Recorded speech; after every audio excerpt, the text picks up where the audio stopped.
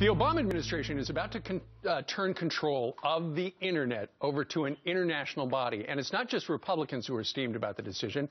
Now, Bill Clinton is slamming Obama's plan. A lot of these people who say they want multi-stakeholder control over domain names and internet access, what they really do is want the ability to shut down inconvenient exchanges within their own countries. Joining us right now is former Deputy Assistant to Vice President Dick Cheney, Stephen Yates. He joins us today from Idaho Falls, Idaho. Good morning to you, Steve. Good morning, Steve. Okay, so I'm sure the president has the best intentions to just turn over from American control over to this unknown international body.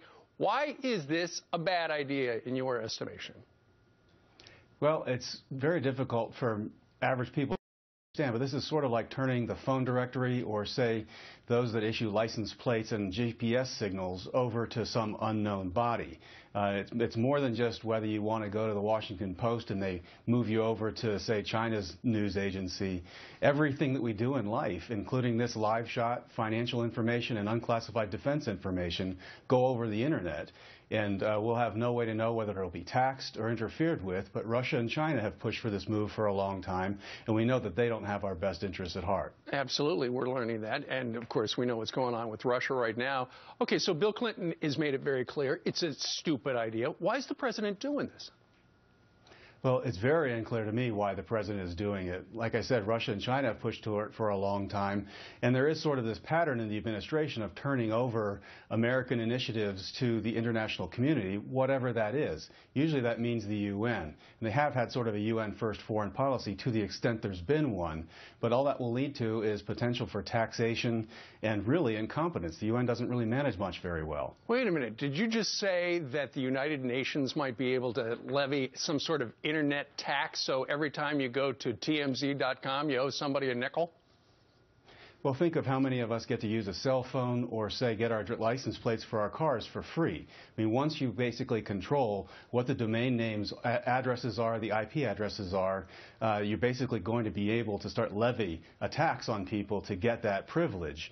And we know that at the UN, a lot of times they think of using fair taxes, so you'd expect the U.S., Israel, and other countries to pay their fair share, which usually means extra.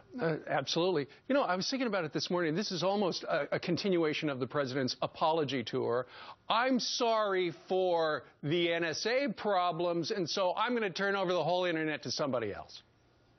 Right. Well, we, of course, have nothing to apologize since we invented and developed one of the that's created unprecedented wealth and opportunity around the world, and is kind of the last line of defense in oppressive countries.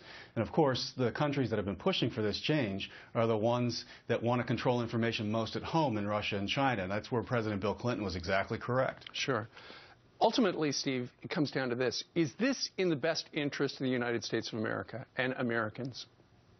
I don't believe so, and hopefully President Clinton's intervention in this gives some bipartisan effort to resist and maybe roll back this decision. Sure. Has anybody talked to Al Gore? Because he invented the internet. I wonder how he feels about it.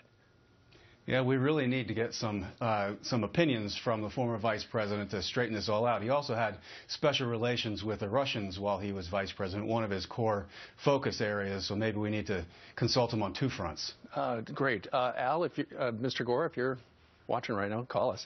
Stephen Yates used to work for another vice president, Dick Cheney. Steve, thank you very much for joining us. Thank you, Steve.